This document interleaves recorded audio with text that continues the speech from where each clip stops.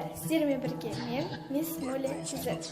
Достар, бүгінгі видео менің отбасым деген видео болады. Және де бүгін сәуірдің 19-ы менің кезекті видеома қош келдіңіздер.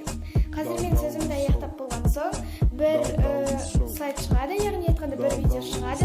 Сіздер сол видео арқылы менің отбасым қандай екенін және кім екенін біле аласыздар. Бұл видео кімге қызық? Кеттік!